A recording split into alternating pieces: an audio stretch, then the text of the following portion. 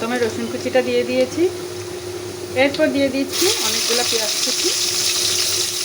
পেঁয়াজ আর রসুনটা বেশ কিছুক্ষণ ভাজা ভাজা করে নিচ্ছি।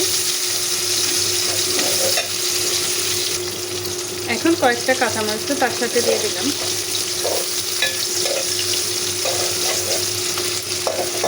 পেঁয়াজটা কিছুক্ষণ পর্যন্ত কাঁচামরিচ সহ একটু ভাজা ভাজা করে নিচ্ছি। এই যে মাছটার মধ্যে একটু আদা বাটা, রসুন বাটাটা দিয়ে দিলাম। সামান্য ভাজা হোক। এভাবে আমি মশলাগুলো অ্যাড করছি। মরিচ দিয়ে দিচ্ছি একদম 2 চামচের মতো। 1 চামচের চেয়ে একটু কম আমি হলুদটা দিয়ে দিলাম। আর এখানে আমি স্বাদ মতো লবণটাও দিয়ে দিচ্ছি। এরপর একটু সামান্য আমি মাছের মশলাটা অ্যাড করবো। আমি মাছের মশলাটা দিয়ে দিই, প্রায় 1.5 চামচের মতো মাছের মশলাটাও দিয়ে দিলাম। দিয়ে এবার মশলাটা আমি কিছুক্ষণ পর্যন্ত কষাবো।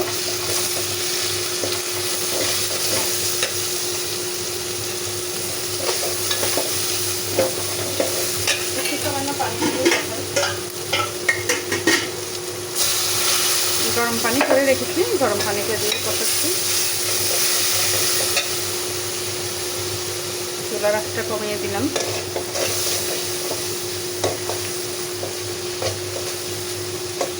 দেখেন খুব সুন্দর একটা কালার চলে আসছে। এবার সাগরের বাটা মাছটা আমি এক এক করে দিয়ে দিচ্ছি। এই মাছটা খেতে অনেক স্বাদ, আমি প্রায় সময় এটা নিয়ে আসি। আর সামুদ্রিক মাছ আসলে শরীরের জন্য অনেক ভালো, তো আমাদের বাসায় প্রায় সামুদ্রিক মাছটা নিয়ে আসে। একটু কষাবো আমি। দিয়ে দিয়েছি। এবার ঢাকনাটা দিয়ে আমি সামান্য এটা কষাবো। একটু সামান্য আমি পানি দিয়ে দিচ্ছি পানিটা দিয়ে।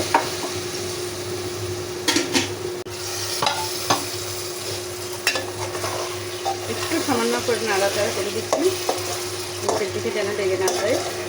একটা বেগুন দিয়ে দিচ্ছি।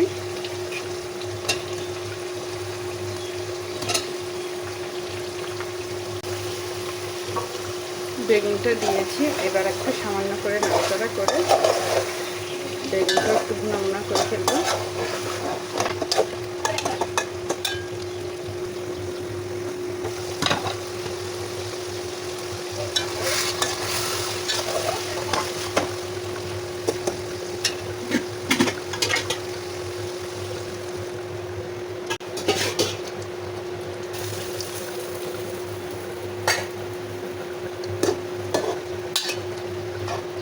এটা একটু বসা বসা করে রান্না করব। অল্প টমেটো দিয়ে দিচ্ছি।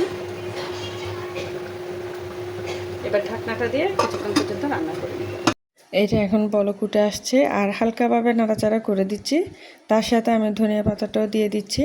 দিয়ে নাড়াচাড়া করে আর একটু রান্না করে নিলাম। এই যে গাইস, এটা অনেক মজা করে রান্না করেছি। এটা খেতে খুবই মজা হয়েছে। কালারটা দেখেন মাশাআল্লাহ। তো আজকে এই পর্যন্ত, সবাই ভালো থাকেন। আল্লাহ হাফেজ।